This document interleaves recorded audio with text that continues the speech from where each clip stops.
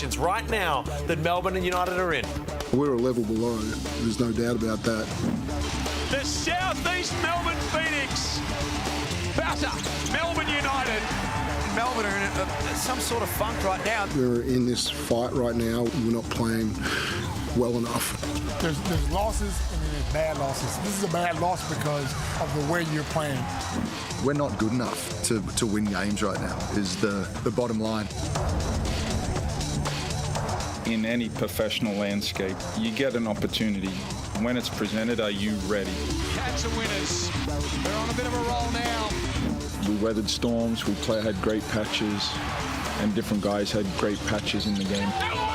The Perth Wildcats have just let the competition know they are still in the mix. We have a chance to turn it around. We've got time to make this happen. You have to trust the guys that you're in the war with every day. These guys have scar tissue. They're about the right stuff. So that's how we're going to roll. It's a star-studded Sunday out here in the West. The Wildcats on a 5-game winning streak, and Melbourne, well, they're celebrating a milestone of a legend of the club and clinging to fourth spot on the ladder. This is always a good old-fashioned basketball battle. Welcome along, folks, to the Jungle. Lockie Reedy commentary alongside Mark Worthington, and the D-Ruck is in the house. This is good, and these two teams, they don't really like each other, do they? No, they don't, and having been on the Melbourne side of coming into the Jungle before, these two teams hate each other, I'd say, and going to be a highly exciting game tonight. Let's take a look at the Mitsubishi ladder, and of course, so much to play for, Ruck. Melbourne in 4th, Perth in 5th. It can swap if the Cats can get the job done. And that's right. It has significant ramifications for the play-in scenario also. But both of these teams realistically they have not given up on the opportunity to finish in the top 2 as well. The Wildcats come into this game with a handy win in their last appearance, 37-point win over Cairns. Of course, that was a terrific performance. Are they back? Are they contenders, or do you want to see more? Well, let's call a spade here.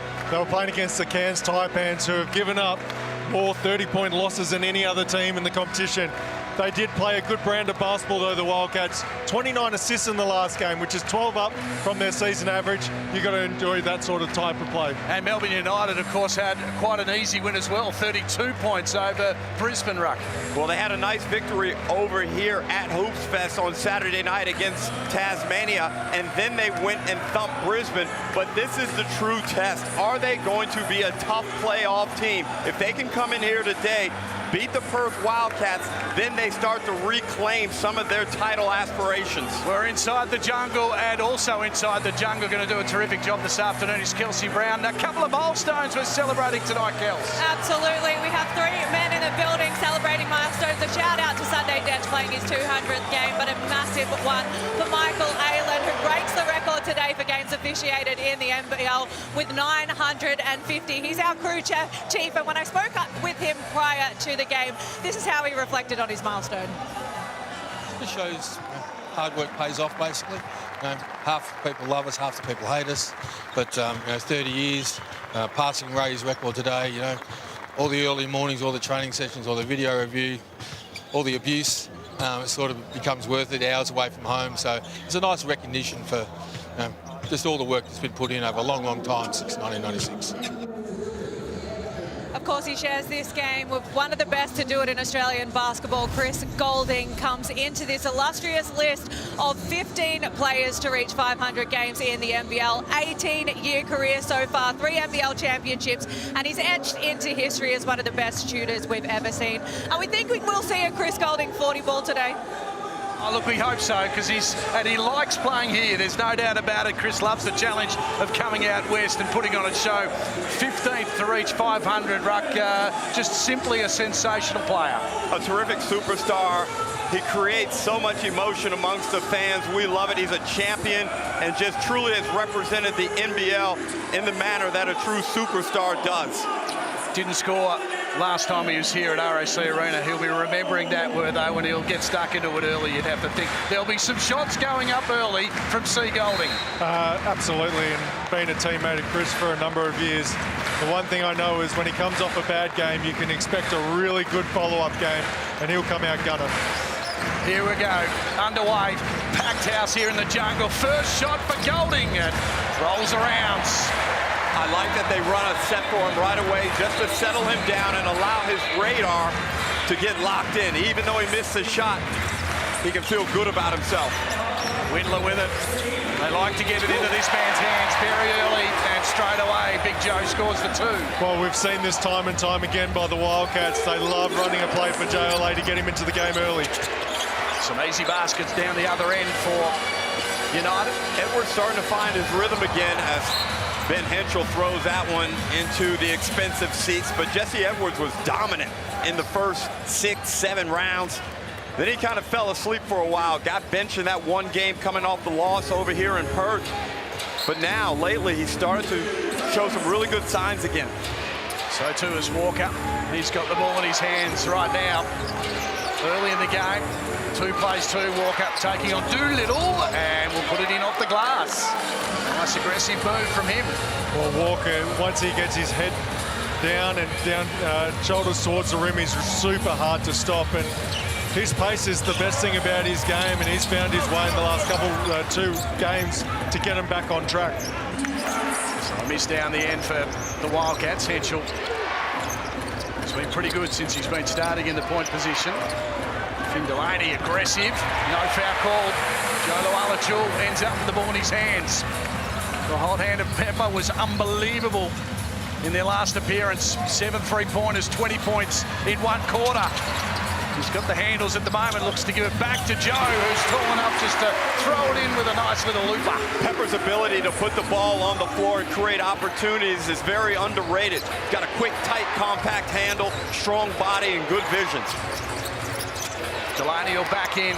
He'll like this matchup. He's strong, he's tall. He had the ball slapped out of his hands. Physical play early were, though, and you can see Perth are committed to being very physical on the defensive end. Perth have won 16. They've lost 10. This is how tight it is. Golding for 3. Miss it altogether. And United 17 wins, 10 losses on the break. Big Joe. Oh! Good contest from Golding. And Joe lands rather awkwardly. A little sore, but he'll get up and go to the foul line. Well, it was a great lead pass for JLA. Ran the floor really hard. That rim-to-rim run for Chris Golding. I don't think we've seen Bubbles jump that high in a while, and he'd probably feel a little unlucky there at the end of the day. And he probably, I think he's saying to Aylin that he got a little flick on the elbow on that last one. And as a good shooter should when they airball. Of course, it's never a good shooter's fault when they miss. But Perth Wildcats pushing the ball nicely there. Great skill with a terrific pass by Pepper, and then JLA, the big man, displaying good hands and coordination. Just 1 for 2 for Joe Lualachul. So Doolittle has got the assignment of Walker. Henschel on Golding. Bass Daniels has Windler up against him. The pass inside, the ball's loose. There's good defense by Joe Lualachul, whose body language this afternoon is very, very good. He's in, he's focused. I spoke to him before the game, and the only thing he said to me is, I just want to win, you know. Doolittle is such a crafty player, and no one in the league gets to the mid-range better than what Christian Doolittle does, and feel like he's got more time than what he does. Chris is off and racing. No, he's not. That looked good out of the hands. And a bit of contact just off the ball. It'll go against Edwards. That was a big basket from Doolittle. Won't be counting, though. So multicultural game here for the Perth Wildcats. It's Pride round for the NBL, but multicultural, and they're celebrating their Sudanese boys. They got 4 in this team, led by Joe Lualachul, Sunday Jets as well, Lat Mayan, and David Aquera, who's having a sensational season. Here's Windler, keen to take on all defenders. Comes out of the hands into Joe's. Pepper shooting for 3, misses. And says, you go to work, Joe. Sneaking around, he'll get the foul and the 2. Well, Edwards in a bit of early foul trouble with a couple. Well, often in moments like this, JLA has a matchup against an up-and-coming star in Jesse Edwards. I don't always subscribe to the belief that you don't take things personally like this, where though sometimes you got to go after that guy, and JLA is doing a good job here. Well, it's just a silly foul by Edwards. You get a sloppy foul, three-quarter court away from the ball, get your first, and the second one on a reach foul. He's important to this team. And if Dean Vickerman, he's probably seething right now, but needs to have words to him about, mate, the importance of you is being on the court. Well, now Fab Krizlovic comes into the game, and he's going to have to pick up JLA. There'll be a foul in there. It'll be on Windler. So Dylan Windler called for that one. So Lockie, early advantage goes to the Perth Wildcats. And now, without Jesse Edwards in the game, it becomes imperative that they do a great job rebounding the ball, both ends of the floor where they have a significant advantage. But you don't have to rush though. Take your time, go through your processes, and punish them clinically. Well, the one thing about the Wildcats this year, they've always got JLA into the game early.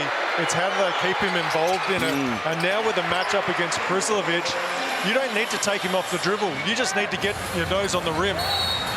There'll be a foul there. JLA, of course, scoring all 7 of the Wildcats' points so far. 7 plays 5. Kelsey Brown's been hovering around the court. Kels, what do you got for us? Well, Wertho, you mentioned it. Dean Vickerman was absolutely fuming with that foul on Edwards. He didn't want to have to go to Krizlovic, and it seems like Jesse Edwards just hasn't learned about this foul trouble. What does he need to do to get his mind around this can't be on for Melbourne United? Well, for me, it's pretty simple. It's playing fundamental defense. He's got the big frame. Looking at him on TV doesn't do it justice to seeing him in real life. And he's got this massive shoulders. He's obviously 7 foot tall, got a great wingspan. He just needs to play straight up and down defense and be solid. He doesn't need to do the silly fouls away from the ball. He doesn't need to do the reach-in fouls near the basket. Just wall up and be strong. Delaney steals back the lead for United. Good screen set from Joloala Chul, who goes really hard at the basket. No foul. What? And a steal from Henschel. He'll jump up high and put it in the hoop. Basketball justice is served right there. JLA went to the rack. A lot of contact. Wildcats recover, get a steal. Easy dunk for Henschel. Walker can't find his way to the basket, so reset things. Krizlovic comes for the screen. Now Walker. Loala Chul, good movement and good footwork. In the end, the basket didn't go, but Daniel's showing some real good skills on that occasion. You're right, Lockie. That was a terrific move by Daniels. Back out to Pepper, who wants a little bit of space to continue his hot run. Now it's to Henschel. He's got Daniels up against him. They had a good chat pre-game, the two youngsters. Here's Joey. He'll have to go to work on his own. He'll have to go with the fadeaway, and it's swished. Too tall, though. Too much size. And I know David Aquera is set to check into this game, but wow, you got to kind of ride with JLA at the moment. He's going to take on Golding. No foul there, so they're letting him go underneath the hoop. Windler, a couple of steps, he travelled there. Those are the shots I'd love for him just to pull up. Pull the trigger. He's a fantastic shooter. If we watch the Amy replay here, and JLA, as you said, D-Ruck, just too big. And especially once he goes into the fade, creates a little bit of separation. It's all good, and shockingly, JLA goes to the bench, which I do not understand. I know you're shaking your head. You don't understand. Let the man cook. He's got 9 points. I know they have a budget that they try and stick to, but sometimes you got to blow the budget out. This game's too important. Ball's loose. Golding. He's fouled on that occasion. And that'll be on Windler. He's got 1, maybe 2. Is that his first? No, I thought he had 1 earlier on in the game as well, so we'll keep an eye on that. At the moment on the stat sheet, it's just the 1. No, he's got 2 now, so I was right, were they? You were right. They just made me stress and touch. Back yourself, mate. Back yourself. Exactly. Melbourne United need to find some fluidity on this end of the floor when they have the basketball. Somebody needs to step up and be a primary playmaker right now. Milton Doyle comes off the bench. Trying to shoot straight away, a little bit of holding. And Dante Nance called for that. Well, the one thing that Melbourne United hung their hat on early in the season was the rotations that they had through, and they had good serviceability from Tom Wilson, Tanner Krebs, Kyle Bowen.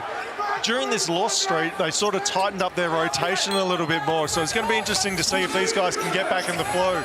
And it's interesting, Werther, that he went with Wilson in front of Krebs. Well, last time they played the Wildcats, Tanner Krebs single-handedly kept them in the game in the first half. He was on fire. He certainly did. He had a career high, 29 points. Here's Dante, who's being very aggressive. Will it count as well? So a lot of fouls earlier on not being called around the ring, and now all of a sudden we've had a couple. A good run there by Russo Nance. Wow, look at the strength just to knock Wilson off. Wilson wants the offensive foul. I don't think it was. No, that's just a strong play and great take. And when you're in transition like that, if you can get a step on your defender, like Dante just did, it becomes increasingly hard for the defense to get their shoulders square and back in front. And a nice little play, and one unfortunate not to capitalize on it. 5 points the margin. Here is Krebs. As we said, he just could not miss in the first half of the last appearance there by Melbourne. It'll be a foul on Wilson. And the Perth Wildcats are saying this is a bump type situation. Russo Nance was pushed into the shooter, and we'll see how this plays out. And we love these boys. The Harlem Globetrotter, the 100-year tour is on. Make sure you get your tickets. There's a little QR code down in the right-hand side, June 20 to July 19. Check out when they are in your town, because a lot of fun, the Harlem Globetrotters. 100 years of laughs, 100 years of joy. And John really is disappointed with his video guy, who got to him late saying, challenge that. And Johnny told him, speed it up next time, be quicker. Worst job in basketball. I reckon you'd have more fun being a ref than the video guy. Here's Doolittle scoring the two. So skilled and strong. Just faces up on Kyle Bowen, gets him into the mid-range, and then shows tremendous touch to knock down this bank shot from a really tough angle and one. Well, it all starts with the rip from knee to knee to get that separation that he needed from the defender. And watching that foul and a few fouls that haven't been called, you can probably see the inconsistency that a lot of the players and the coaches have been talking about. And Joe Luala-Chill's back on the court, so only a couple of minutes rest for him. He'll be liking that. I like that. Get him back out there. Try and punish Melbourne United early. They lead at the moment by 7. 3 to go before quarter time. Krebs trying to get away from Detch. Krislovic, not bad from outside 3. He can get on a bit of a roll. There's a bit of holding there. And Jesse Wagstaff was holding Kyle Bowen's singlet. Well, Ruck, from the last game that they played against the Taipans, when they switched absolutely everything and got torched by Jack McVeigh, you can see the Wildcats players are fighting through all the screens now, which I like a lot better for this defense. Well, the reason I like it is they've got a wall behind them. They've got long defenders that can create an illusion that there's no space there for the person to drive. So a good little coaching change by the Wildcats. I agree, and it also instills a level of aggression into the way you're approaching the game. And sometimes when players know you're going to, There's burgers. They're coming our way here in Perth. Very tasty stuff. We've got free cheeseburger. The code is meal. And the Perth fans will be happy with that. And I'm one of those, as Wagstaff has it. Dante tempted to go, but then held back. 4 on the shot clock. Detch will have to put it up. The floater doesn't go. He goes to try and get the rebound. Well picked up, though, by Wilson. And Nance did really good. Russo Nance. Here's Joe Luala-Chill up against 2, and he's fouled on this occasion. And Wertho, to get back to the point I was making about when you approach the game, knowing that you're going to be switching defensively, it can create a little bit of a laid-back mentality because you're not fighting. You're not really getting the contact that you need to get yourself really into the game. So John really, I don't know whether he received a warning or was just warned about receiving a warning. But he's close.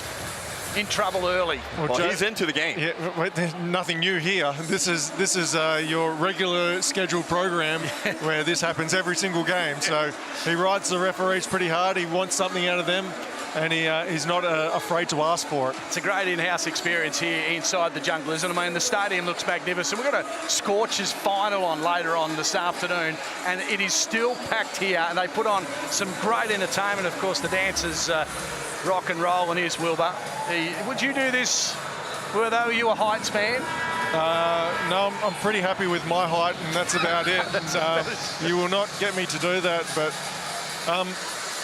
you were talking about the cheeseburgers earlier. Yes, yep. Lucky for you, I've got a deal for you. Yeah, okay. You could have a second one, because I know my man D-Rock is fasting at the moment, and won't be eating it, so you can have Derek. Yeah. Very nice, thanks. 17 hours in, Lockie. And how long are you going for? Go till tomorrow morning. Now, you did this last time you were in Perth as well. I think you'd just come off like 40 hours. That's true. Just trying to avoid all the good food. So how many hours without food? Right now, I'm at 17, 18 hours. I'm not even at 17 minutes currently. No, you are unleashed on the lollies. Oh, boy. There we go. So, Multicultural getting the 1 of 2 so far in the shooting, 50% from the line. Got 10 points, and wow, Melbourne United. And Walker's hurt. Yeah, he has hurt himself, hasn't he? He's just still in the middle of the court. And interesting, they're not stopping the they're game going to have here. to stop the game here, because he may have copped one to his head. No, you've got to stop the game.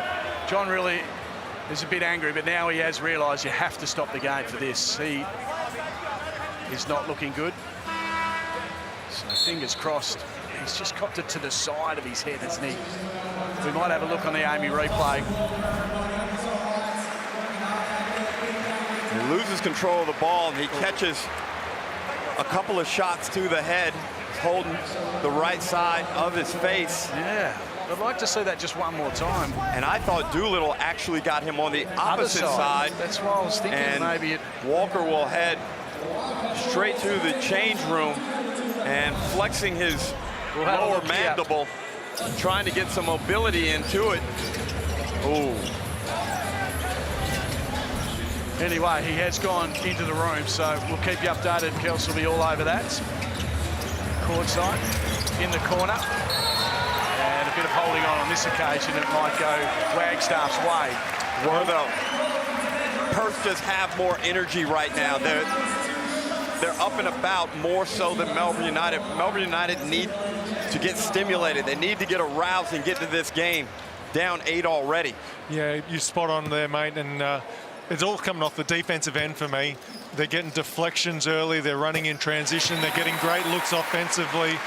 Turnovers for Melbourne United, 4 already in the game. That's not going to win you a game of basketball, especially against a team when they're gunning for this 4th spot, even higher at the moment. And also, they've won 5 in a row, right? They've won 5 in a row. Basketballers laugh at me when I bring this up, but there has been a bit of travel for Melbourne United. They came over here for Hoops Fest, and it was a long week. And then, of course, went back home and then back again after only a couple of days back in their hometown. So sometimes you can be a little sluggish, takes you a bit of time to get going. That's my excuse anyway, Wortho. You're just shaking your head, disagreeing. Well, you've just had to travel from your mansion to get here, mate, so I'm not really going to give you too much sympathy. Some body work was good from Milton Doyle on that occasion to get the rebound. 19-9, they need to get a wriggle on here.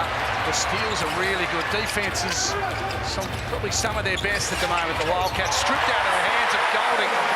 Joe's on the break. Detch will just slow him down. Well, Sunday Detch, that's what he's known for. 200 games. Oh, how did that get through? What a dime from Russo's dance. That's what you teach kids when they're young. You pass it just above their head because someone can't close their arms quick enough to catch it. Oh, a lot of contact here, and Golding's gone down as well. Joe was just a little late to get there on that occasion, and let's hope Chris Golding's all right in game 500. Caught one to the ear. Looks all right. And JLA goes out and hard shows, but first we'll look at the good hands by Sunday Desh. And then look at that. Talk about threading the needle, though. JLA slams it down. Ooh, that was a little bit closer. Well, I thought it was a bit of a bang-bang play and close at the time. And it's one of those ones where you wouldn't want to challenge still because you'll probably go to the offensive player. But Chris Golding rattled him, hasn't it? Yeah, he hasn't had his best shooting game to start off with. Well, United are 2 of 7 from the free throw line. And again, we're though historically coming to Perth, playing an afternoon game is very tough for an East Coast team. So he's none of 4 from the field, and he's just dropped his first points of the game. We've got a minute 16 remaining before quarter time. 21-10 is the score inside the jungle. I thought really good minutes from Dante as well, and the reason I liked his minutes was he was actively trying to find JLA in those minutes as well. Benny Henschel comes on for Dante and slams in a 3. Lowest scoring quarter for Melbourne United this season so far is 14, so they need to get some points here to avoid that. Rislovic up against Aquera. Milton Doyle. Crossover through the legs, still can't shake off Aquera, so he just throws it up. Hand in the face was good. Swarming defense. Perth are rocking and rolling right now. Lat Mayan a little firm. And it'll still be, I would say, a Wildcats ball. No, it'll be a Melbourne United ball. Krebs is in front. I reckon they may have a look at this. Challenging it, I reckon. Too late. And I thought that should have been Perth's basketball. So that time, the video guy went with it saying challenge, but the coaching staff weren't quick enough to make some noise. Krebs puts it on the floor. Jumping was Sunday. Good basket. And he's the guy that can provide the scoring punch. Krebs the scorer at all levels. He's done it in the biggest moments. Henschel stepping back, shooting. Doesn't make it go. That'll be it for quarter time. Last quarter for Melbourne United. Perth and their fans up and about early. 24-12 is the score.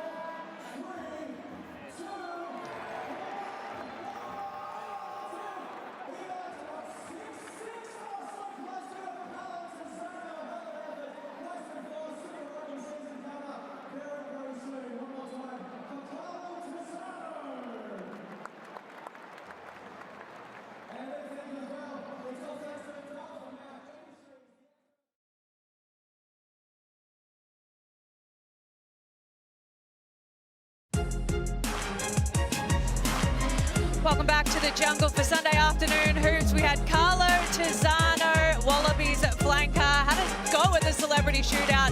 Didn't do a great job, but that's okay. That's how well Melbourne United are shooting at the moment. Let's take a look into the huddle of Melbourne United. Dean Vickerman had said that they were atrocious offensively. We're dropping the ball. We've got turnovers. We need to build some pace by getting some stops. At the moment, we're throwing it into the post and just standing still. Get the next action happening. It was all about the offensive end for him. May not be able to shoot, Kels, but don't go anywhere near him if he's about to tackle you. Because he's an absolute ferocious tackler, is Carlo Tizzano, as Ben Henschel is passing inside. Strong work under the hoop. David Aquera gets fouled, so they're going with JLA and Aquera to start this second term. And I like it.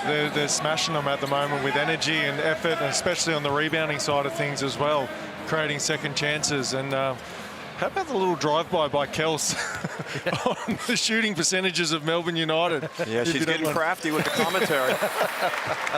Very nice.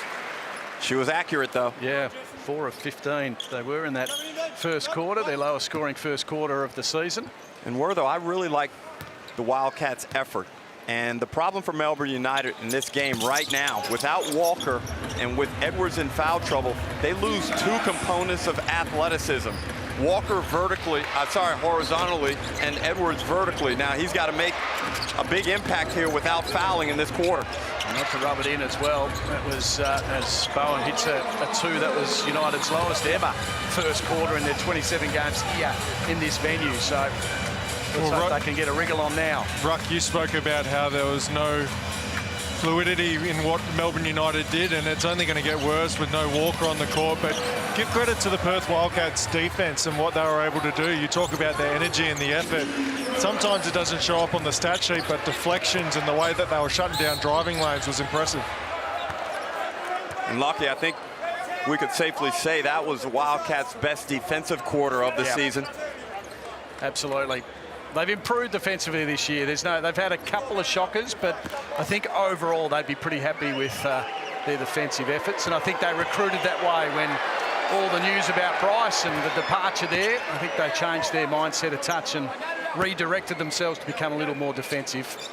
I think some of that comes to their personnel that were already here as well. And Elijah Pepper's known for his scoring, but I've seen a huge jump in his defense this year. David Aquera takes another step in his progression as a pro player as well. We already knew that Dylan Windler and Doolittle could play defense. JLA's given him a bit more defense at the rim as what Pinder was giving them as well. So credit to not only the players that they brought in, but the existing players that have made a stance on their defense as well.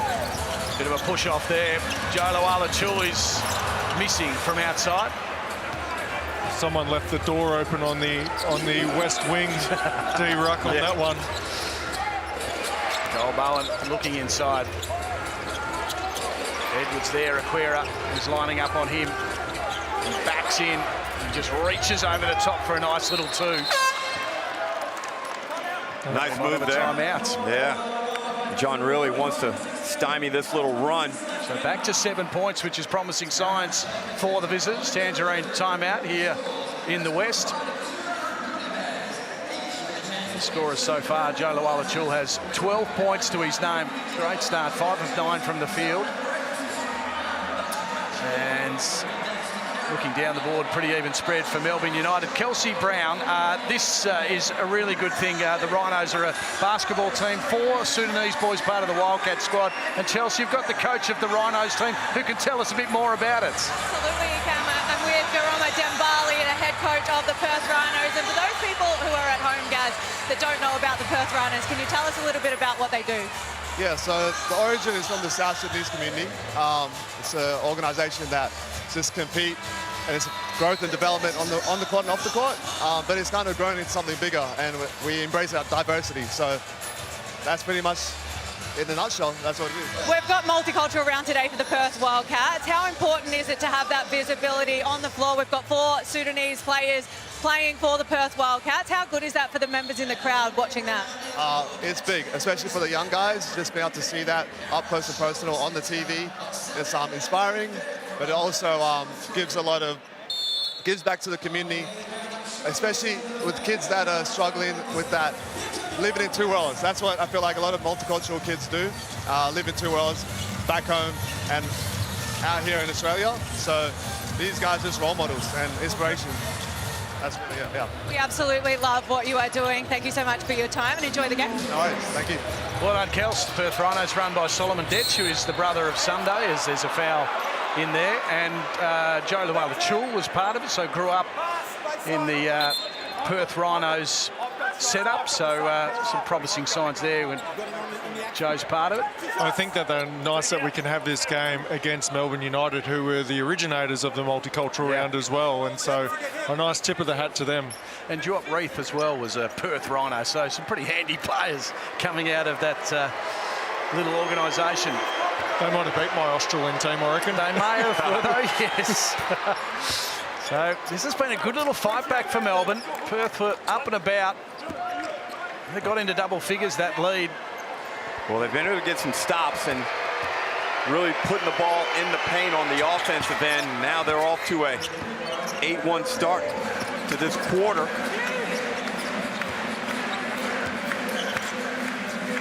So what's the response from the Wildcats going to be?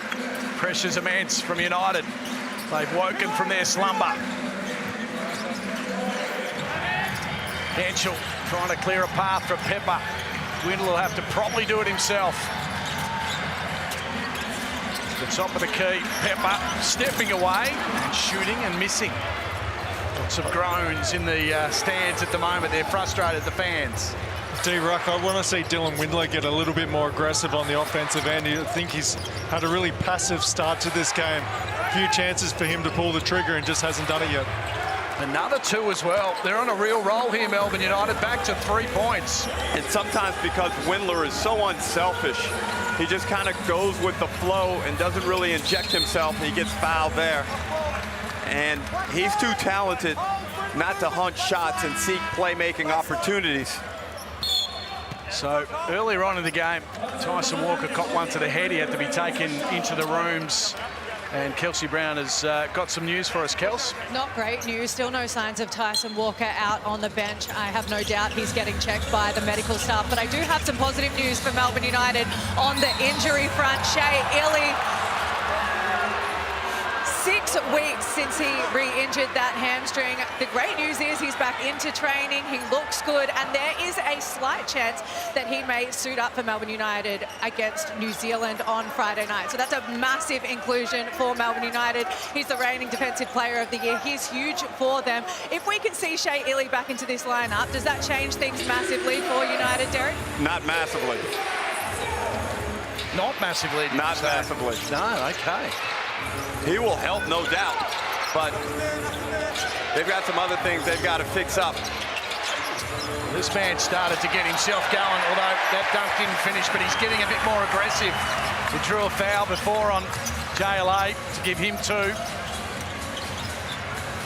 Down the other end, Big Joe decides he's going to put the pressure back on Jesse.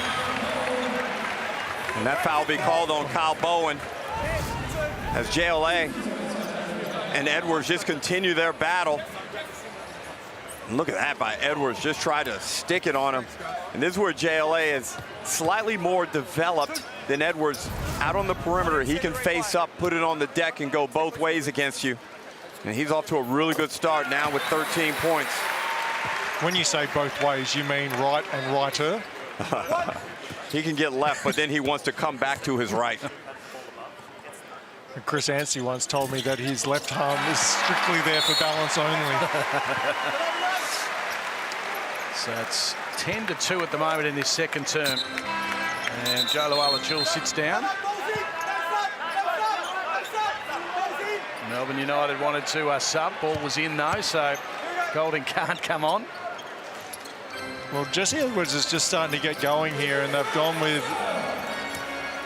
Jesse to guard him, which I'm not sure is the wisest move. Jesse will give you effort at Wagstaff, that is, but the length on Jesse Edwards is just too great. And I can't believe Melbourne United didn't go into him right at the block. Wagstaff has it now. Pepper never shy at shooting. He had a good game in his last appearance. Joe will be really aggressive. Oh, and Wagstaff hauled it in, the old man. 39 years of age, still got some hops. Here's Pepper. Loose pass, Doyle. Oh, and he's absolutely whacked by Wagstaff. It was a hip and shoulder. I think this will get upgraded. Yes. It was a professional foul, but he put his arm out and There's not too much of a play on the ball for my liking there. Yeah, that should be an unsportsmanlike, but both teams, individuals getting carried away, playing outside of their realms. Pepper first with a turnover, and just got to maintain control while being aggressive. And Pepper will take a seat on the bench. So just checking for unnecessary contact.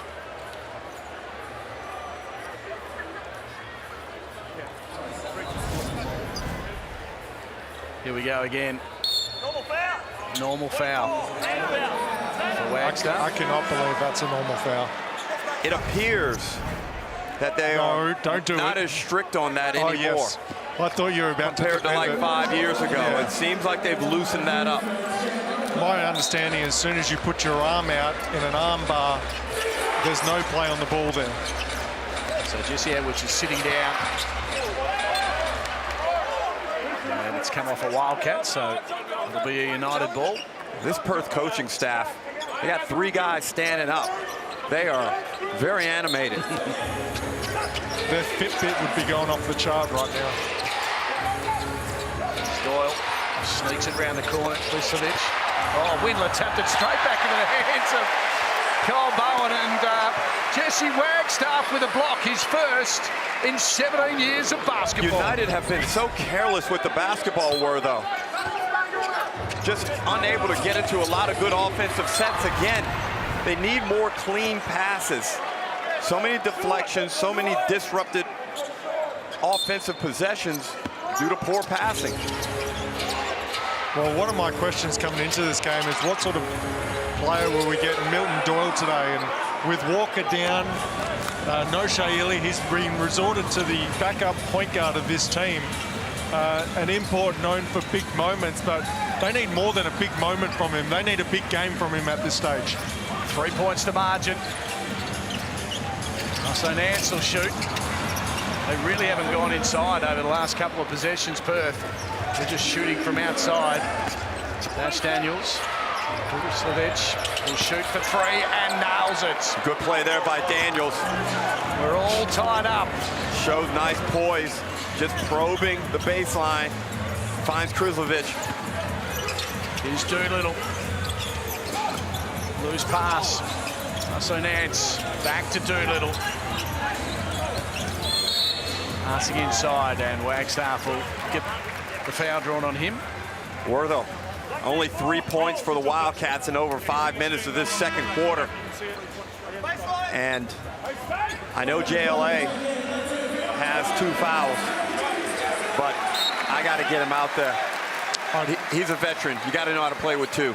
And sometimes you got to trust your players that they can play with 2. And JLA, I think, is one of those players that you can give him a little bit more leeway, saying, especially with Edwards off the court, because you know that Fabian Klisovic is not going to be a bang-bang player down low and more try and drag him out to the 3-point line. 90 points for Doolittle. And good hands from Windler. Loose pass from Chris Golding. Windler out to Aquera. Not bad for 3. Milton Doyle, his second term, has been good. He's been nice and aggressive. Delaney, Klisovic had it swatted away. Aquera. Great hustle by Aquera. He's so valuable for this Wildcats team. Doolittle again. They go to their main man. No, I'm not liking their offense at the moment. I agree. Everything that made them great in the first quarter, they've gone away from them. No inside looks, no ball movement. It's all one-on-one, quick shots, bad shots. And that's a tough basket. Nothing wrong with what David Aquera did defensively then, but sometimes good offense just beats good defense.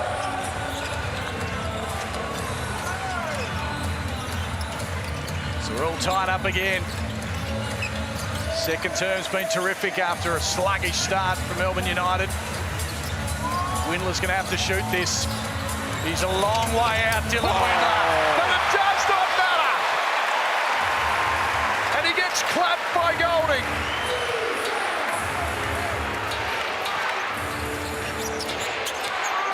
Delaney.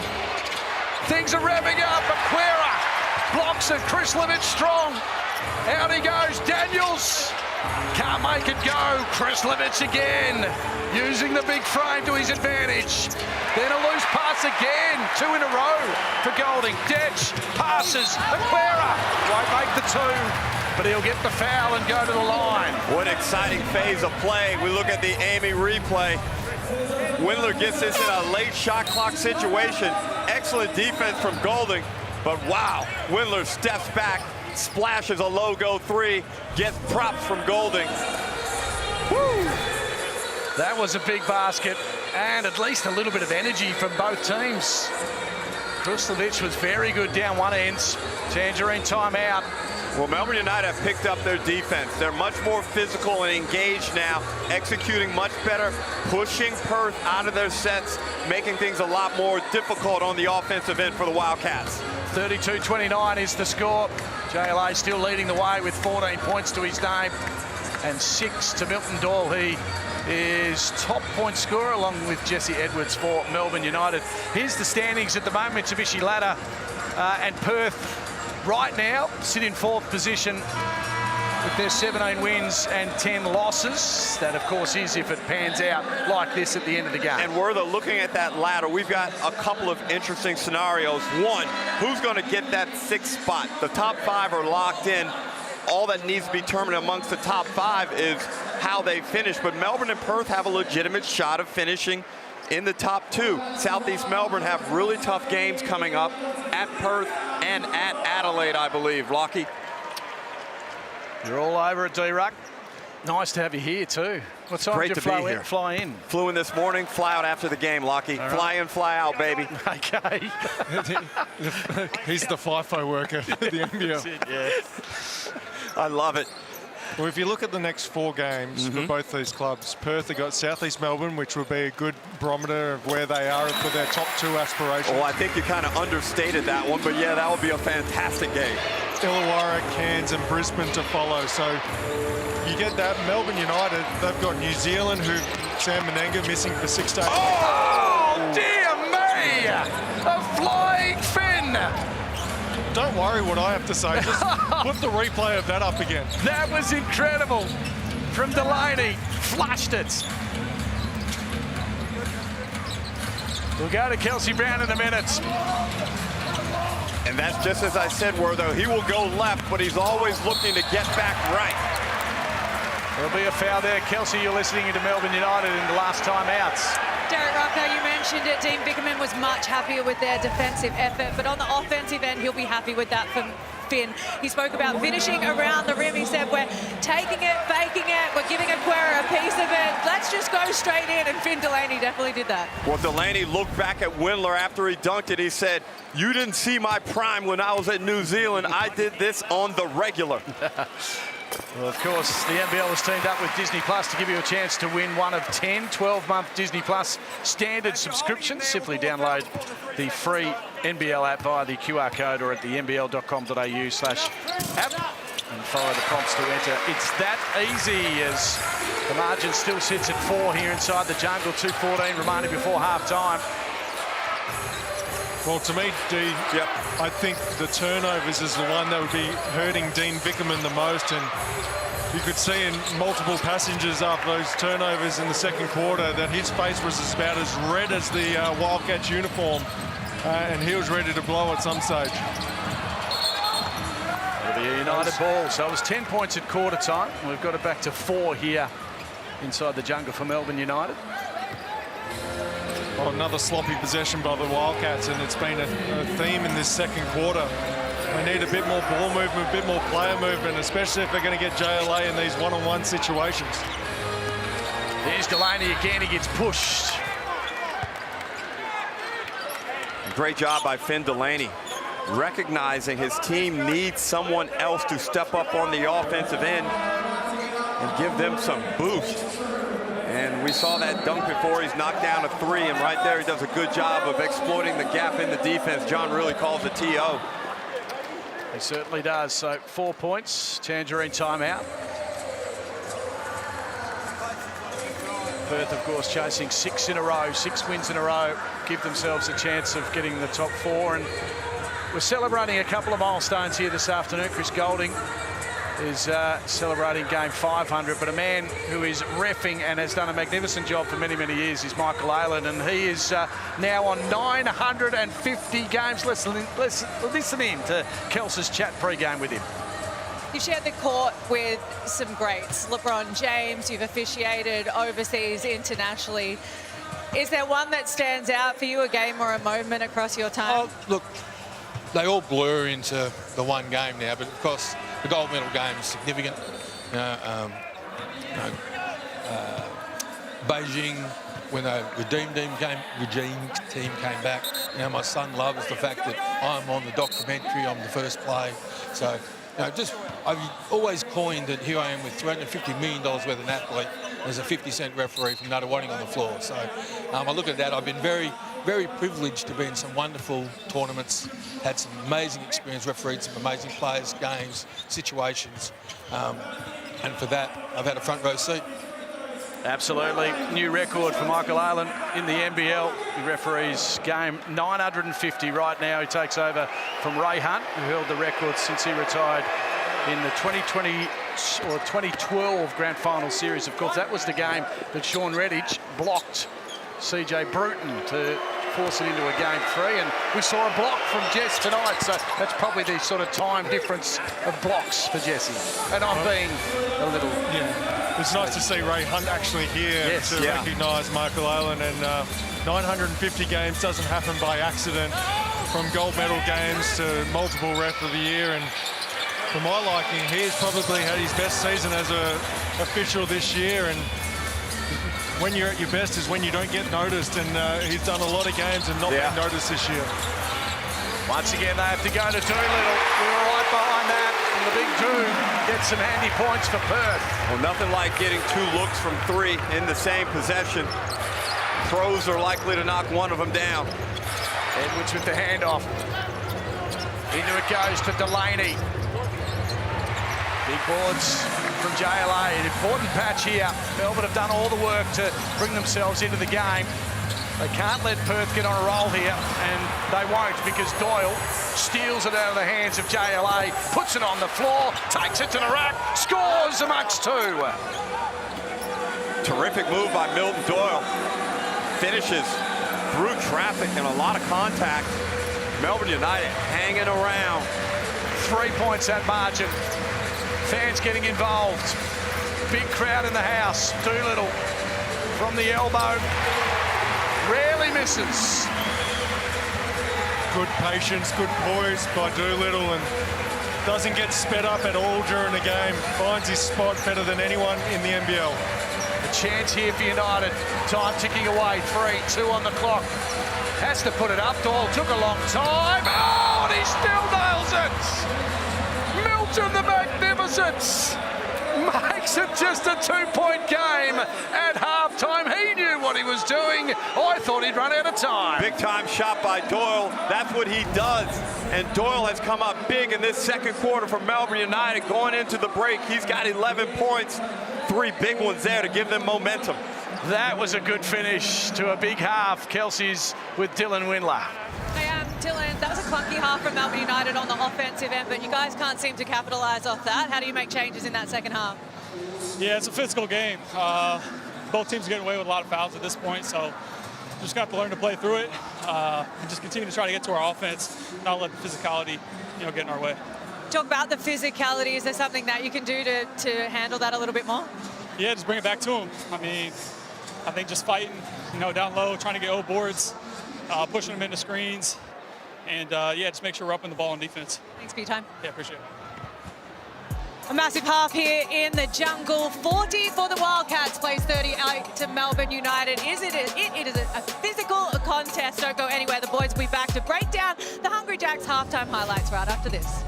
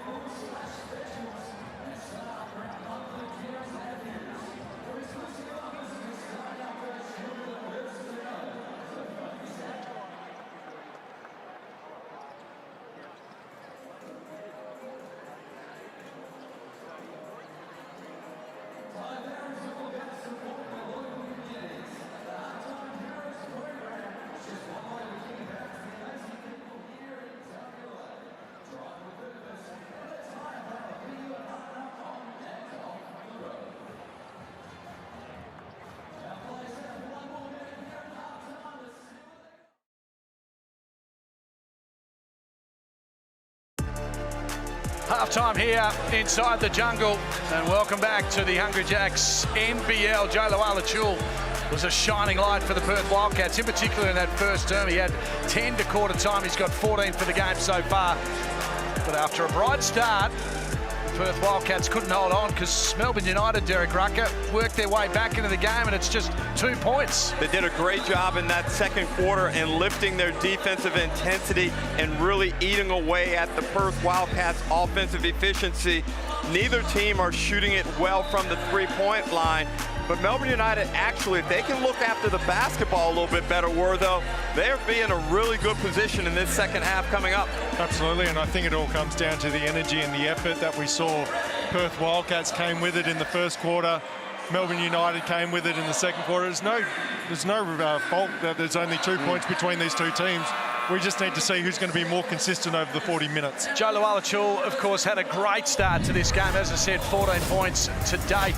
They really made him a presence early in the first quarter. They did, and his intent and body language were exceptional in the first quarter.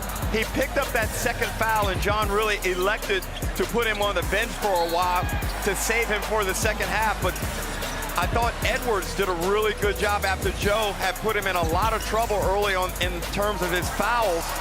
It's a great matchup right now between the two bigs. I agree. The thing is, we've seen this story before with Joe Lualachul having a strong first half. Well, what we need to see is, can he do it for 40 minutes? Will the Wildcats make him a focus? Because you're right, the first 5 to 7 minutes of that game when he was the focus, Melbourne United had no answers for him.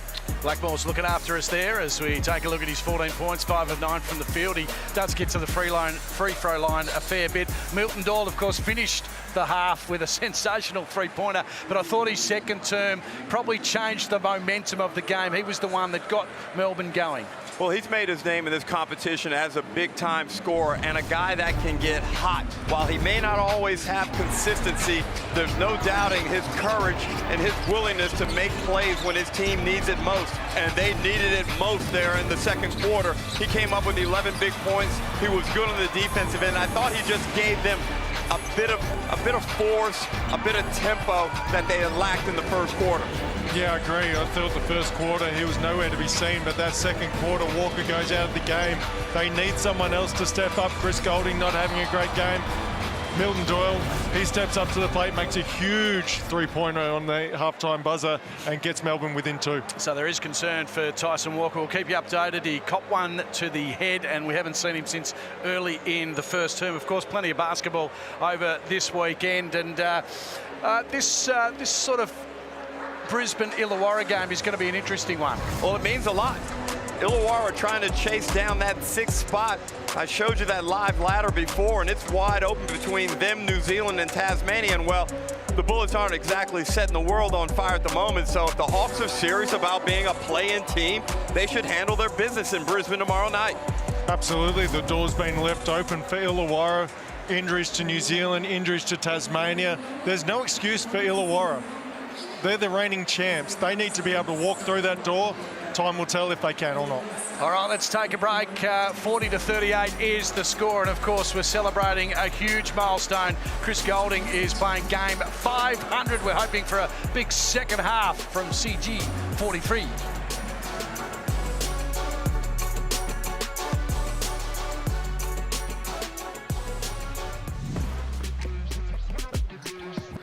Want to hook up you and your mates with the ultimate NBL VIP experience? Here's what Bunnings has got for your crew.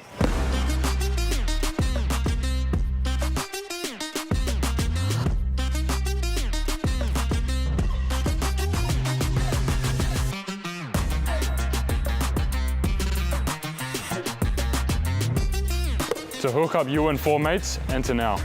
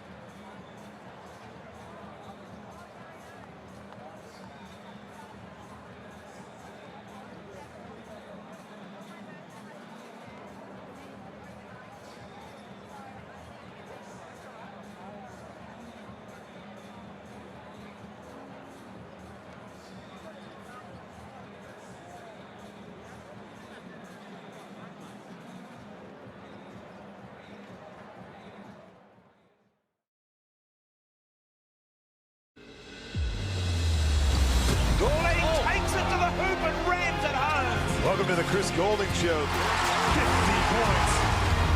It's going up. It's going in. You are kidding me, Chris Goulding. Chris Goulding weeps with joy. Melbourne have their championship. Chris Goulding, a once-in-a-generation shooter.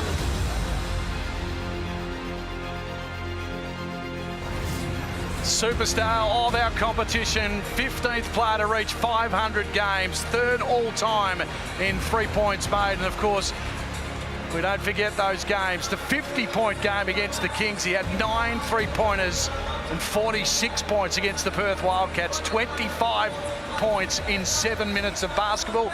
Were you a part of the 50-point game? I was playing in it, and I set a lot of screens that game, a lot of screens, trying to get a few offensive rebounds to kick out for another shot, and mate, I did not do much in that game, I can tell you. You scored 15 in that game, so that's not bad. Kels, take it away, courtside.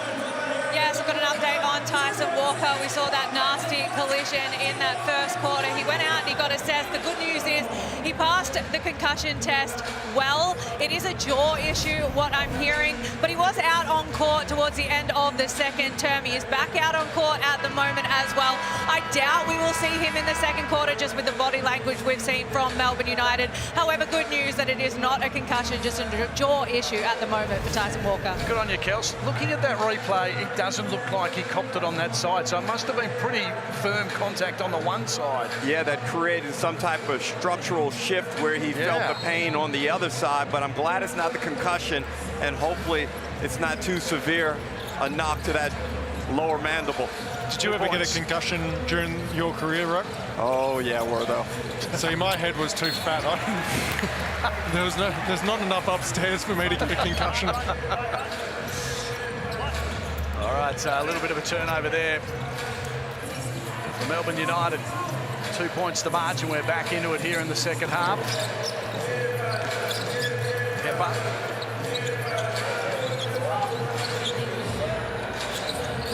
Here's Henschel. Daniels got something to prove against his younger teammates. Opponent, in fact, as Joe Lowell just throws one up. They just really didn't have any offense going on that occasion. Milton Doyle Golding, long way out. Falls a little short. Jalo takes the boards. Right now is a chance for, I think they got to get Dylan Windler going earlier in this half. Here he is, D-Ruck, and he's shooting as well. That one rattles around. So a couple of missed shots to get us underway. Still 40 plays 38. Doyle, pass was a little quick for Edwards.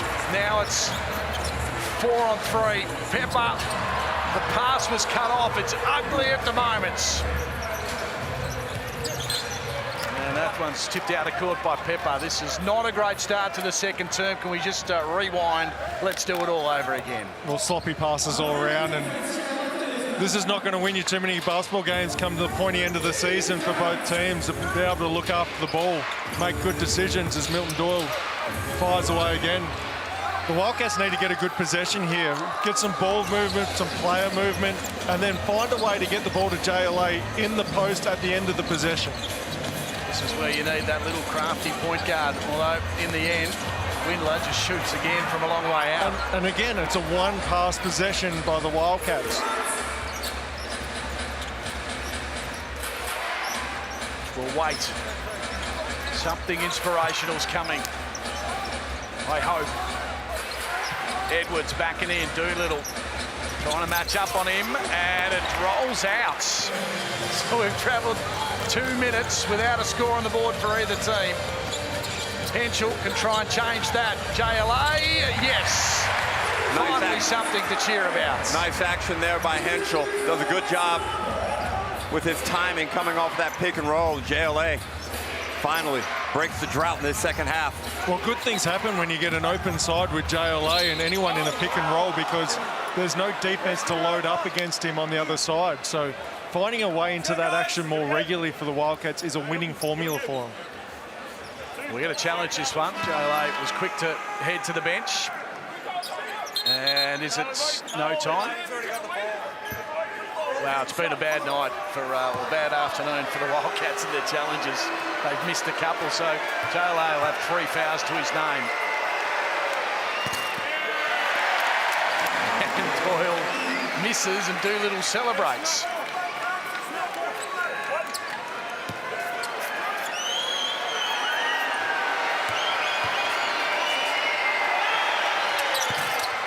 And he gets the second.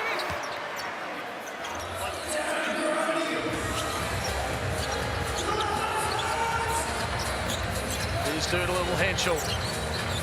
Delaney in a wrestle with the big dude. Henschel again shooting. That's just poor shot selection, Wertho. Again, limited ball movement, limited player movement, playing right into the hands of Melbourne United. Well, it's the evolution of his game, isn't it? Understanding time and score, and they needed to move the ball on that possession. Edwards becoming a bit more of a force down low. And I mentioned it before, that's where you need your creative point guard to say, hey, just do what I say and stand where I want you to stand and I'll get it to you. Well, more to the point, this is probably where Christian Doolittle needs to stand up in that backup point guard position. Been familiar with this role now for quite some time at the club, but him having the understanding of getting the ball, running the team through a play, and getting JLA the ball near the block. The only challenge with Doolittle becoming like your point forward is that you have a very strong, experienced, and athletic defender in Finn Delaney. Whereas other teams, it's easy for Doolittle to advance the ball. It may not be the case with Delaney on him. Doolittle has it now. Delaney matching up on him, as D-Ruck said. Sneaks around the baseline. They all get out of his way because he just wanted to do it all himself. And the shot was off target. Good defence from Finn. And point in case, this is why Derek Rucker is the expert commentator with the great defence by Finn Delaney on that one. The pass is there, and Edwards once again will back in. Finds Daniels out in the corner. That one doesn't go, and it'll be a Wildcats ball. And what I don't understand, D, is in the first quarter, the Wildcats fought through everything defensively. In the second and third quarter, they've gone back to this switching defense that isn't working for them. And that was better movement on the offense offensive end, get into a dribble handoff. Henschel catches that thing at pace and is able to turn the corner. But yeah, the Wildcats' defensive intensity has certainly dropped off. Inside again, and Edwards can't make that go, so we've got a couple of changes for both teams.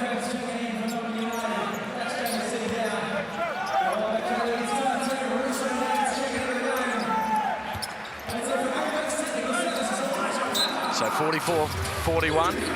Cats have scored just 4 points to start this term. We've travelled nearly 5 minutes. And of course, Melbourne United has only scored 3. So we're not seeing much scoring.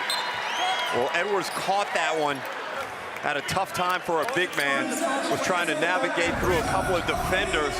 Winds up traveling, and that's just not a good time to give him the basketball there.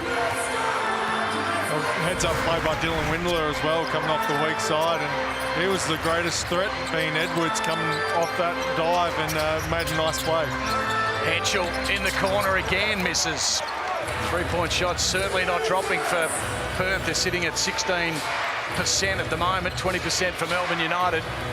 Milton Doyle, Delaney, he can't even make it go. Doolittle again, Krebs trying to hold on to him.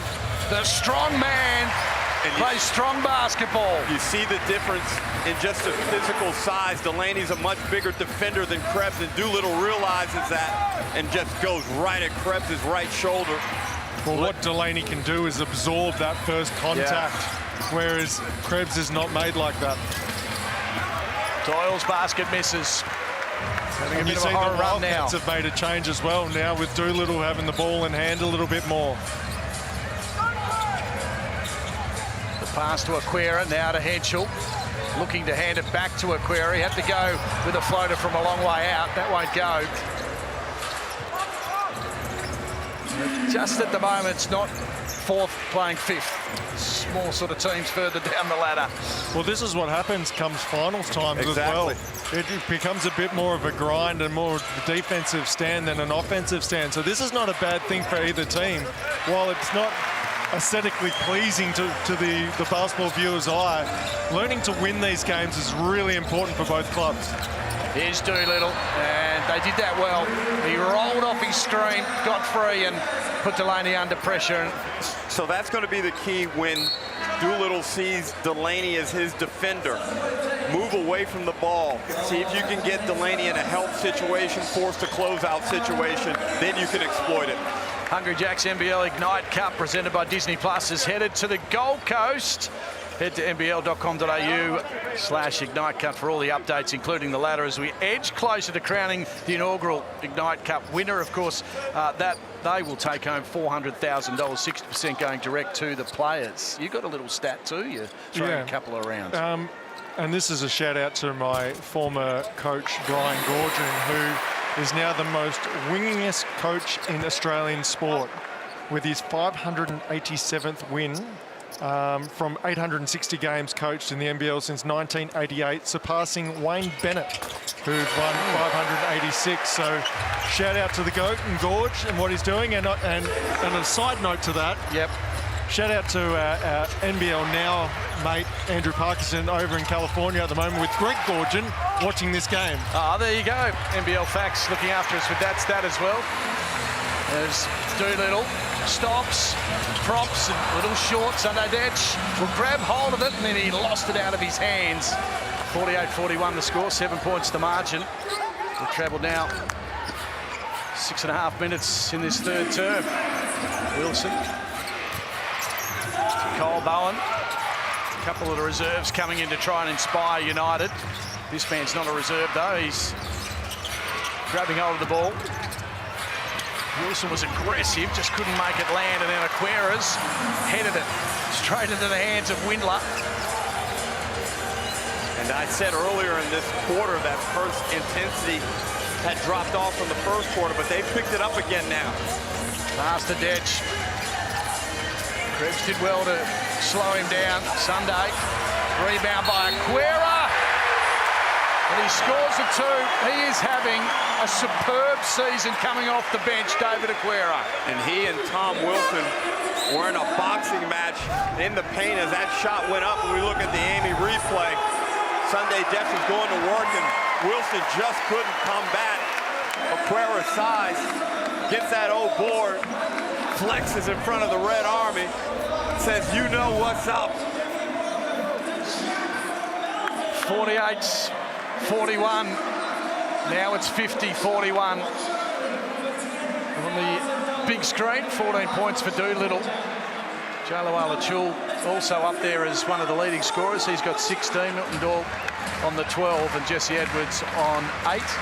We might go out onto the court at the moment. It's half-court shots, and it was very close. $10,000 up for grabs for a half-court shot here inside the jungle. I knew he was going to miss because he's got a Damo jersey on and he couldn't shoot from three. Very true, very true. And take that, Black Damo, while you're in the States while you're at it. Little story, and you can check it out on YouTube, D-Ruck. I got invited down for the half-court. Unfortunately, though, I didn't win the 10 grand, but put it straight in the hoop, my friend. Check it out, YouTube. Okay. Lockie Reed half-court shot. I was not aware of your achievement. It was a good 20 years ago. I had hair. The YouTube vision is a little grainy. Not black and white, but grainy. Didn't you also tear your calf or your hamstring walking around the court once? I tore it, yes, doing the courtside announcing. Wasn't my finest moments. Here's Kelsey Brown listening in to Dean Vickerman. I was on the defensive end. He spoke about super physicality on the box out and the boards. And look at this group that he's got out on the floor at the moment. Bowen, Krebs, Krislovic, Coppins and Tom Wilson. He said, I want you guys to attack the paint. We need to make a move with this group. Yeah, real statement to the starting five and the key players to this club. There's Wilson.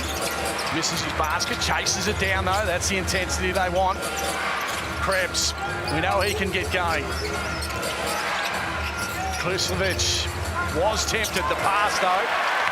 Trapped by Dante. And I've seen Ants, who's had a solid contribution here this afternoon. Getting a bit of a chance while David Duke Jr. is out injured. Cats hoping for him to come back very soon. Doolittle against Bowen. That shot, sweet. Smart basketball. Realizes he can elevate over the top of Bowen. And a nice little mid-range baseline J there. And again, Melbourne United just too sloppy with passing. So a couple of changes for United. Char will come in, so too Doyle and Edwards. Well, he didn't give that lineup a chance to really breathe, though. Well, they couldn't move the ball, and so turnovers are killing Melbourne United. 6 for the quarter so far in 8 minutes is not going to win you too many games. Milton Doyle a little firm on that one. Gee, Jesse's working hard.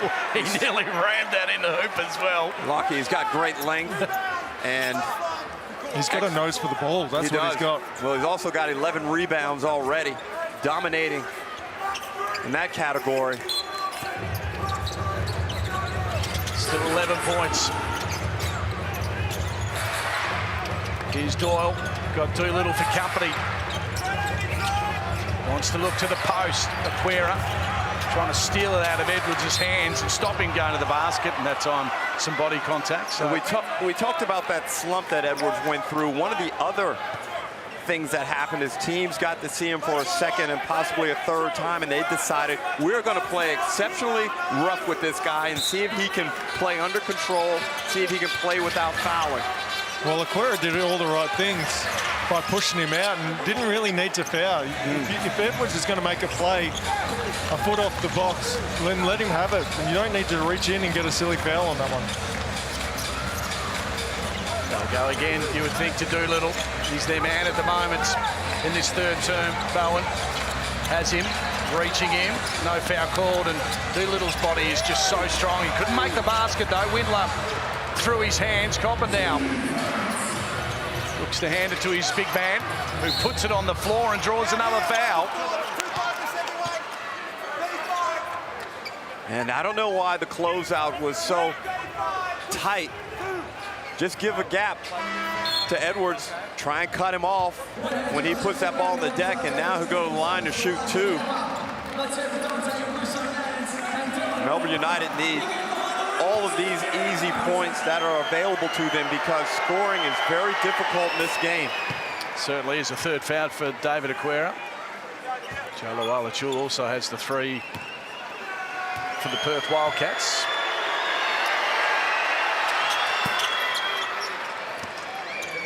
I was going to say potentially a good foul being a 62% free throw shooter, but when you step up to the line and able to knock down 2, it makes you rethink the way that you're going to go about business trying to guard him. Anshel got 2 to try and beat. Doyle's hands were good just to put him under pressure. 5 on the shot clock. Doolittle looks at that and says, "Oh, just shoots." And he was way off balance, tried to draw the foul. None coming. Too much dribbling for Ben Henschel to get into the action. Only left him with a couple seconds left on the clock. The pass to Edwards, the big tall man. He's going to get another foul. A tremendous drop down hook there by Jesse Edwards. As Perth Wildcats head coach John Riley shares his opinion with us here at the commentary position. I don't think he was talking about Jesse Edwards, though. And I hope he wasn't talking about me. Well, Edwards has got the double-double happening at the moment. You are certainly not one of those, brother. 4 points to the margin. You're a good fella. Oh, boy. He's Doolittle. He works hard, did well to compose himself, then missed the shot. This has been a horror show at the offensive end for both teams. Well, a good 2 minutes for Melbourne United. You know, they've had a chance to run away from them. Melbourne scored just the 10. Body contact was massive. Handoff good. Edwards scores the 2. And it's a 2-point ball game with 1 quarter to play. John Riley has a lot to say to Mike Aylen in game 950. Let's take a break, 1 quarter to go. Game is on the line in Perth.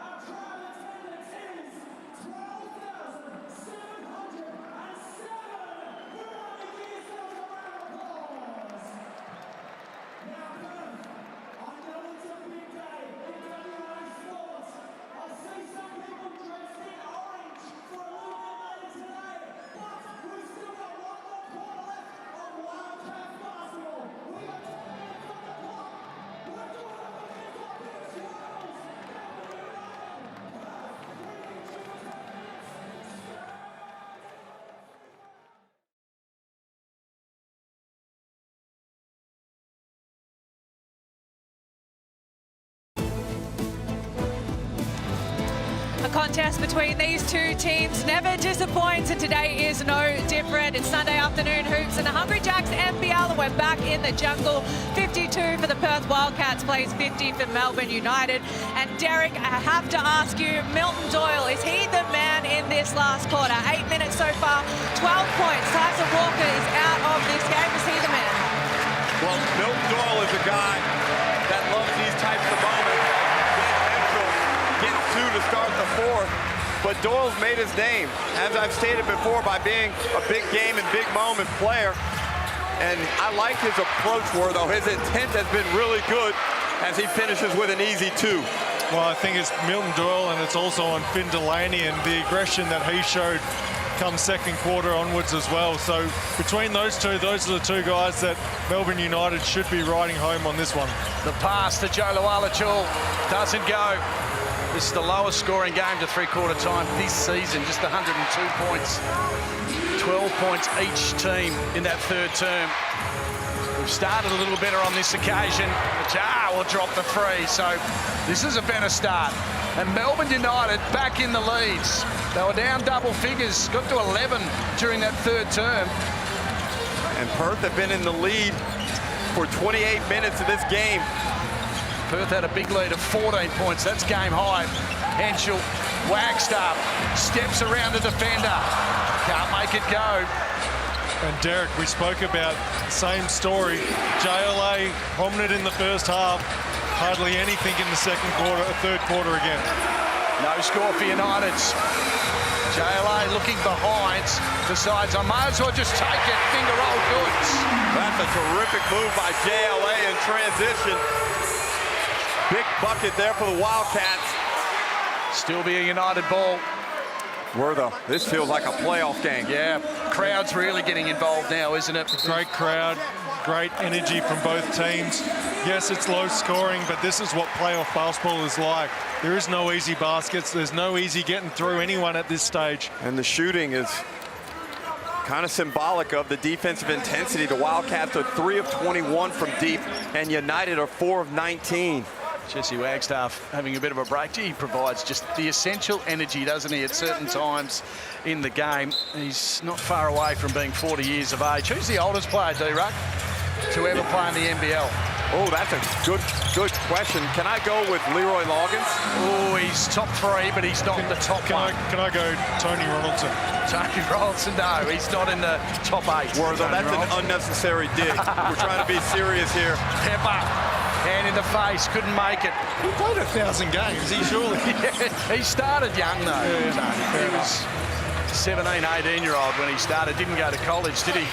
Jesse Edwards under the hoop, scoring another 2. Are you going to give us an answer to this? Well, I just want you to have a couple more cracks and then I'll give you the answer. I think it's pretty obvious. Daryl McDonald. Thank you very much. D-Mac, 43 years of age. Leonard Copeland, 42, was the second oldest. Yep. So there you go. So Jesse is not too far away. Ken Cole was in the top 8. He was 40 years of age. Dave Anderson in the top 8 as well. He was, what was he? 40. He was nearly 41 when he finished his career. So that's 3 decades of wearing Gucci for Dave Anderson. That's right. The NBL is proud to celebrate Pride Rounds, returning this season as we continue our commitment to inclusion and celebrating diversity across basketball. Now in its 4th year, Pride Round is about meaningful allyship across Pride Round. Clubs and players will come together to deliver inclusion-focused activations that reflect their local communities. So proud to be part of it. NBL do a great job for Pride Rounds. And this game, it's just stepped up a notch. So much on the line as Milton Doyle does well. Another 2. 16 points off the bench, and Melbourne United are in this game because of their bench production, primarily through Doyle. Big screen set. Windler couldn't get free, though. The pass to JLA. He's under the pump, but he's got a nice little hook shot. Go to the man, says Wertho. Well, that's probably the first time in this second half that we've seen side-to-side action, get him into a pick and roll and movement with Edwards trying to guard both the ball and JLA as he's rolling. 20 points for Joe Lualachul. Here's Pepper. Does he settle for the 3? No, he had 2 defenders coming at him. Smart choice. Doolittle wants Windler. He wants him part of this game. Henschel stops. and drops a 2. Back-to-back points for Perth. Back-to-back outstanding offensive possessions and moving the basketball. Slick action there leads to a Henschel mid-range jumper. Here's Doyle looking to pass. Jarrell attack the hoop. Doesn't make it go, and there'll be a foul. Windler not happy with the call either, Lockie. And this game is heating up. Back and forth now, where though teams starting to trade buckets a little bit. It's taken 3 quarters, but they're starting to shake off the rust a little bit. We've seen the ball go through a little the hoop, but good minutes here by Machar. Another guy that huge poster dunk in the last game that we saw, but great minutes at the moment. Well, in 6 minutes going into the 3rd quarter, he was a plus 16. So you can say what you want about plus minus, but I think that's significant. And Kelsey Brown's done a great job courtside as we watch Machar drop in another one, trims it back to 1. What do you got for us, Kels? Well, it seems that Melbourne United's defensive identity has well and truly come back. They're on track to keep Perth under 80, which means that they will have done that to teams in consecutive weeks. It's the first time that the team's done it since the 21-22 season. Does this spell signs of Melbourne United's defense coming back and therefore being in contention to win a championship? Well, I don't have them winning a championship at this stage. It's Filomena knocks down a huge 3. But it is a good sign that you're heading in the right direction as a team. Playing defense is a staple. You can play offense as much as you want, but come playoff basketball, you need to be able to sit down, get those 3 stops in a row, which Melbourne United can do. Good hands from Pepper, no. The foul called. And Finn Delaney flirted with an offensive foul, extending his left arm. He also has some words for the Perth Wildcats bench. And Wertho, go back to your comment. I love your conviction, but watch right here. That one. I don't disagree with you. Not only did he drop the shoulder, but it was the extension for me that probably deserved an offensive foul beforehand. Now, you just said Melbourne United, you don't have them being a contender to win the championship. I haven't ruled any of the top 5 teams out. That's good. You can sit on the fence if you want, Derek. No, that's not sitting on the fence. I'm just not willing to go as strong as you are. I've said in the last game that I think 3 teams can win it from here. I think it is the Adelaide 36ers, I think it's South East Melbourne, and I think it is the Sydney Kings. Okay. They're the 3 best teams in this. A, because they look after the ball, and they all, and especially Adelaide and Sydney, now Sydney with Torrey Craig, can definitely play defense and get stops as well. 2 points to margin here. Joe Lualichul just shoots and draws a foul. That's a bit of a bailout foul for me. Forced him left, did everything right. But smart basketball there by JLA. Realizes Edwards is off the floor, and he needs to make plays. Now with 20 points going to the line to potentially get only 21 now after he bricks that first one. Yeah, that wasn't great. Now, we've had more points in 4 minutes 30 of this quarter than we did in the whole quarter of the 3rd term. So, promising signs. And another miss, though. Melbourne United's lowest score this season is 73 points, round 13 against Tassie. So, you'd say with 5 minutes remaining, they should get past that. And if they do, they're a chance to win it. If they don't, they won't win. Simple as that. Perth will have to knock down some free throws. There's a foul in there. Milton Doyle, since quarter time, has carried this team on his back. He's gone to the line with 16 points. And it's been timely. With Tyson Walker not returning to the lineup, he's been terrific in running the show for Melbourne United. He's also had the 8 assists as well, so heading towards a double-double. It's 65 to 63 here inside the jungle. Tangerine timeouts.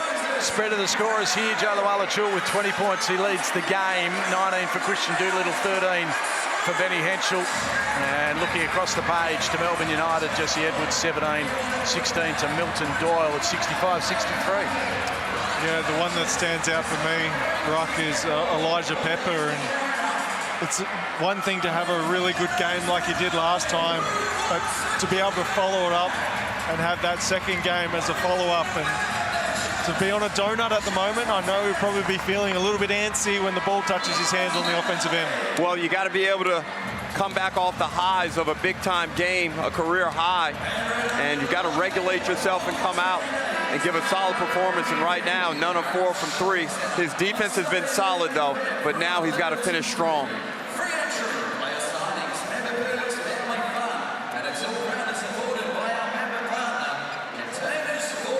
Five remaining in this final tournament. It's a 2-point ball game. These two teams are great rivals. Had so many great contests over a long period of time. And this game is crucial. 4th spot up for grabs. Percentage and wins all important now with, well, as we say, a couple of tough games for both teams coming up. But then a nice little run that they should get hold of some wins. Milton Doyle to the line. Makes it a 1-point game. Now we get into the chess match, these last 5 minutes, and what it looks like for the Wildcats. Can they go into JLA against Fabian Krislovic and capitalise? Is Krislovic able to draw him out and knock down a few 3-pointers to make the Wildcats change their tune as well? And how much longer does Edwards sit on the bench for Melbourne United? Here's Windler, has a lot of time. Can't make it go. He'll be kicking himself on that occasion. There's one guy on the Melbourne United team that hasn't had a good game, but it could be his moment, which is Chris Golding as well. And this man as well, Krebs, couldn't make it go. Pepper hasn't scored. Can he score here? Takes on Golding, he does. With the 2. Outstanding move in transition by Elijah Pepper. Hasn't knocked down a shot all game, and then shows the courage to push this ball at Golding. And this is something you wouldn't think he's capable of doing, but he's a better athlete than you think. He's strong in the upper body. Beautiful finish by Pepper.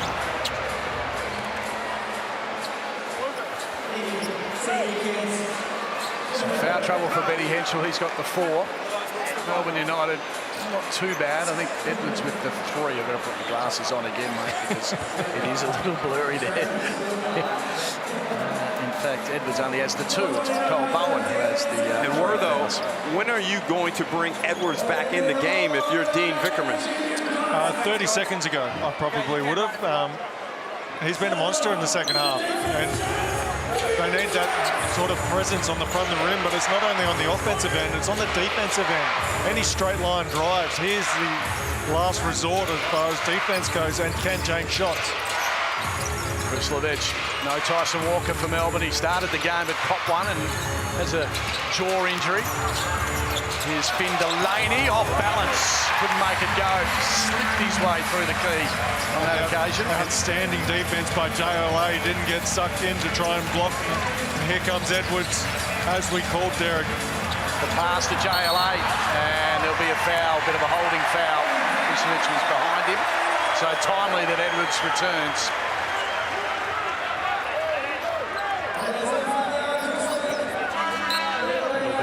Baseline ball for the Perth Wildcats.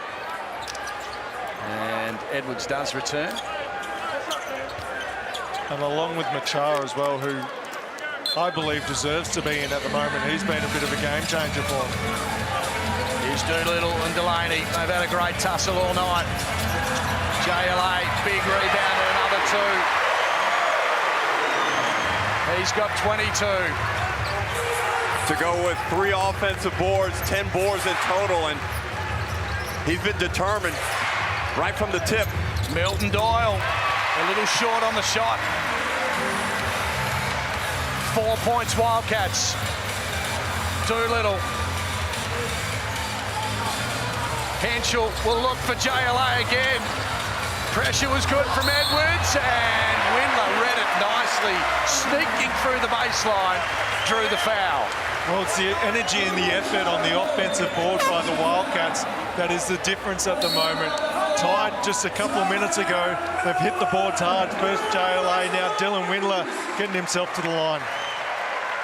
And defensively, they've been able to go back-to-back on some stops.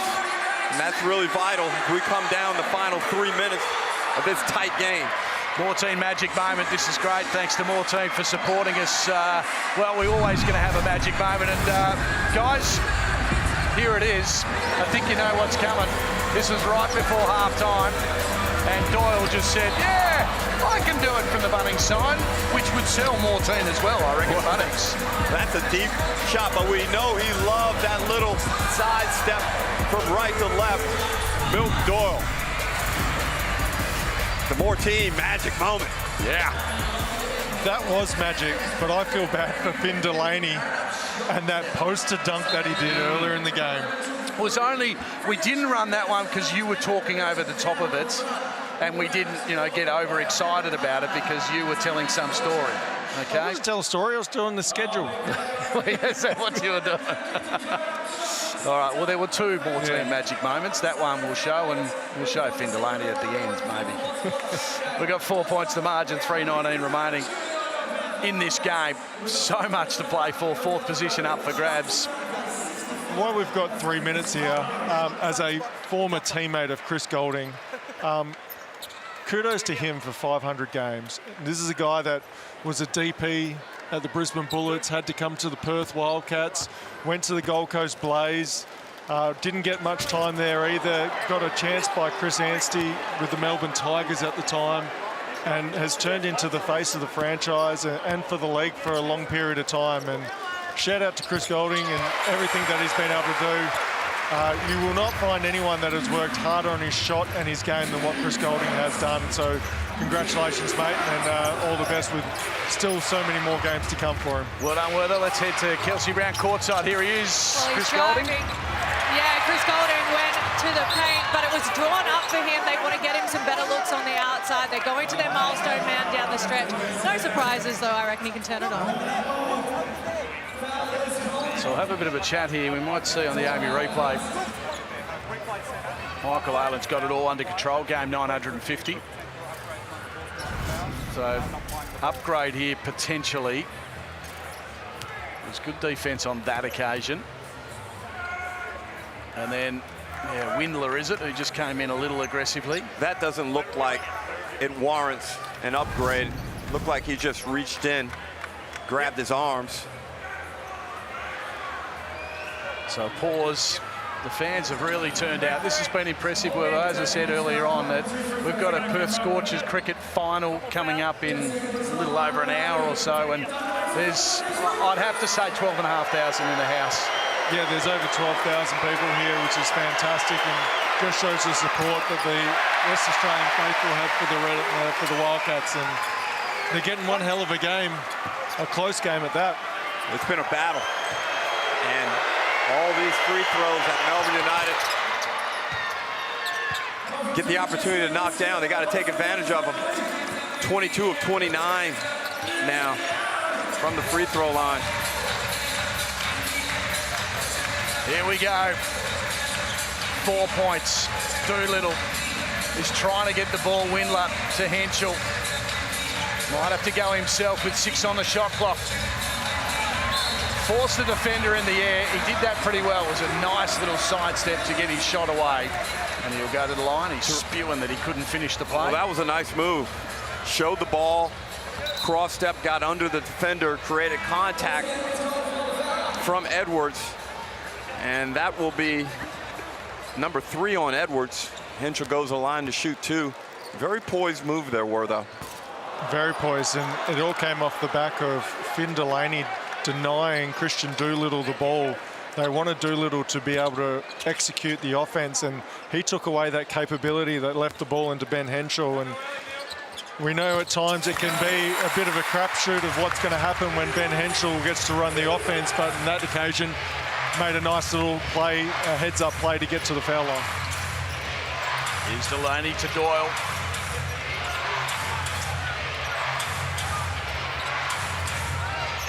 Frees himself up.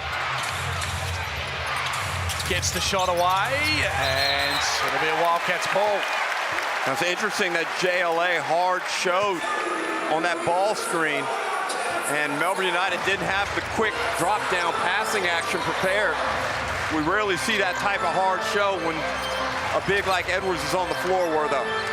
And you see Adelaide are probably the best at what they do with that short roll using Xylem Cheatham, and the Wildcats haven't had to use it, but if they can get, Melbourne United haven't been, but using Finn Delaney in that position to be able to capture the short roll and make a play off it.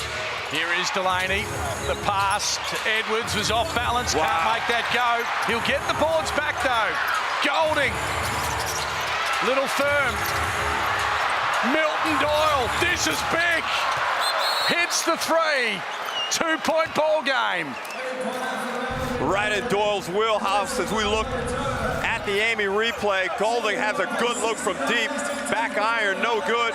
And then right here, you know this is at least a 75% chance of going down. Milton Doyle, big time three. He's got 21. He certainly does. This is the beauty of a game. It's had it all, hasn't it? Thrilling start to Perth. United worked their way back in. Big basket from Doyle, close to half-time. Bit of a shock in third term, but it was still a battle and a wrestle. And then this last quarter has been thrilling, entertaining stuff in the NBL. And 1:40 to go. Worth, I used to hate these passages where you have to stop play right now, late in the game. You just want to play. You want to play instinctively and think as little as possible. I agree wholeheartedly, and especially when you're in the flow of the game, nothing is worse than having to stop for a minute or two while you wipe sweat or whatever it may be. Here's Doolittle. Shooting, doesn't go. Rebound United's. Delaney's been outstanding in his one-on-one ISO matchups against Christian Doolittle. 2 points to margin. Whoa. Unnecessary. And a foul against Pepper. And it's going to send him to the foul line as well. And unnecessary, yes. Was it soft? Yes. Was it there? Yes. Just play solid. Just the look and the way he motions with his arms, the referee is obviously going to think the worst and call that foul. Delaney knocks down number one. He's cool, isn't he? Under pressure. No nerves at all for Finn Delaney. He can square it all up with his shot. And does. Minute to go. They'll get it into the hands of Doolittle.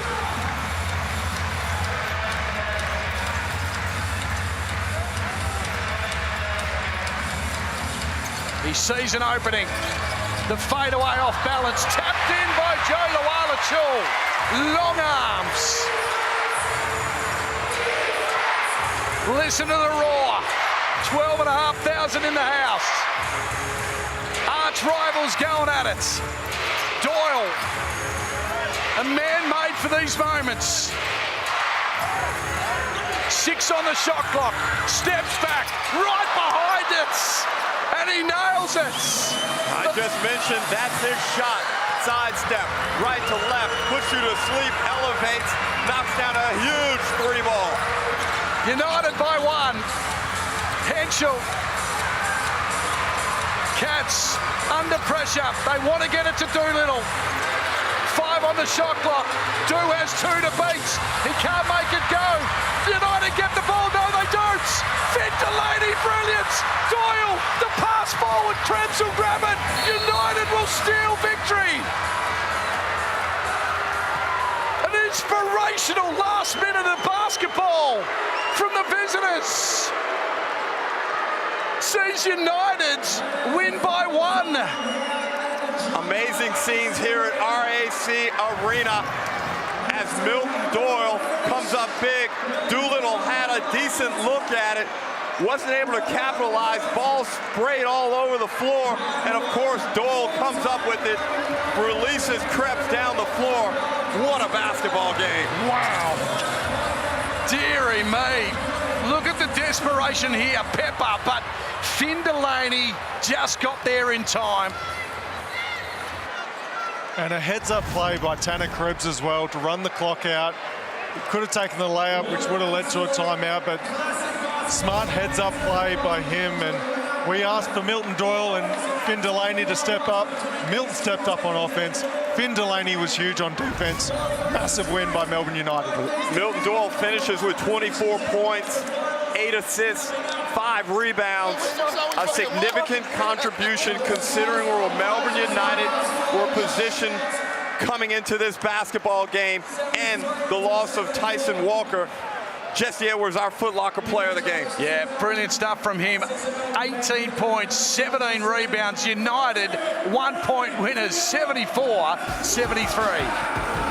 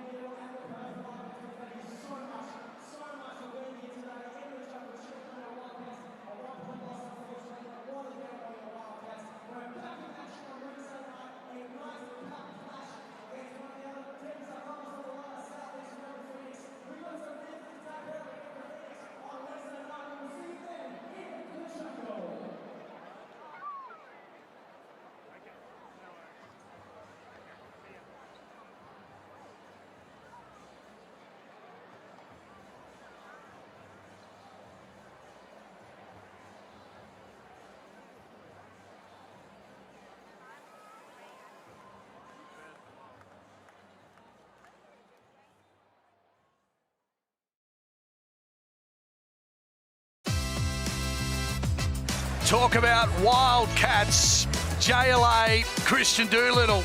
Some words. You can see JLA to the right-hand side. And Doolittle, JLA had to be dragged away after that.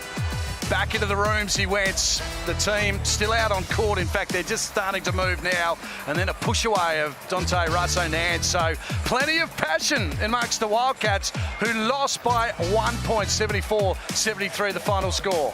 So tough, and a game the Wildcats rightfully should have won, but Milton Doyle comes up big, and that's exactly why United brought him here, to deliver in big moments with deadly daggers like we just saw there.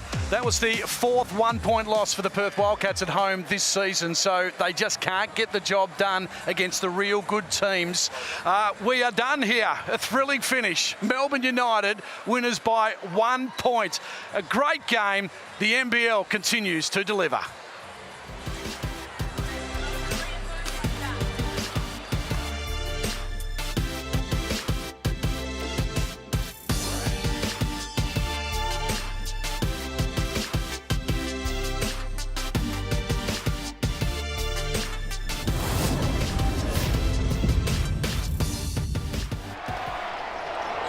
This program is brought to you by Hungry Jack's and Bunnings Warehouse.